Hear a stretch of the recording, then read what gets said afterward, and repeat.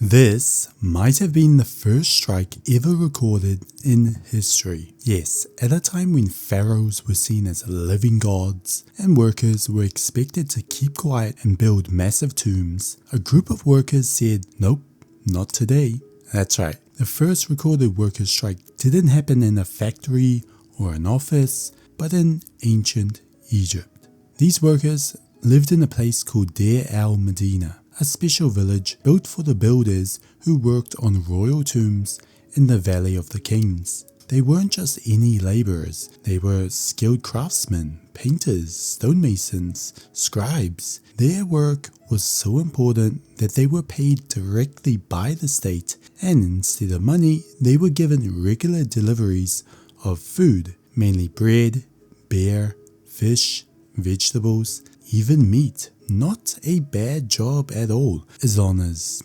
the deliveries came on time, which they started not to. See, in the 12th century BC, during the reign of Pharaoh Ramses III, things started going wrong. Egypt was facing economic trouble, possibly due to droughts, war expenses, or just corruption in the supply chain. And the delivery of food to Deir el-Medina started to arrive quite late, not just a day or two, weeks late. And when they did come, the rations were smaller than promised. Imagine doing back-breaking work in the hot sun, carving massive tombs just to get no lunch and no rations. That's enough to make anyone snap. And these workers did snap, and they did something that no one expected. They organized a strike. So around the 29th year of Ramses III's reign, they walked off the job. They didn't bring tools or torches, and said they marched to nearby temples and government buildings and sat down peacefully. They staged what we now call a sit-in. They blocked access to sacred spaces and made their demands clear, and refused to go back to work until they were fed. No chiseling, no painting, no lifting giant massive stone blocks. Just a bunch of hungry workers saying, "Feed us or the tombs stay empty." And, well, it worked.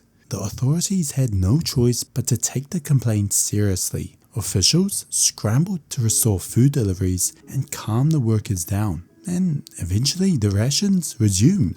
Though the problems didn't go away forever, over the next few years the workers went on strike several more times, but the message had been sent. Even in ancient Egypt, workers wouldn't stay silent if they were being mistreated. And so, this strike is one of the oldest known examples of organized labor action in human history. It wasn't led by kings or generals, but by everyday people demanding fair treatment. And today we still do the same thing when we are being mistreated.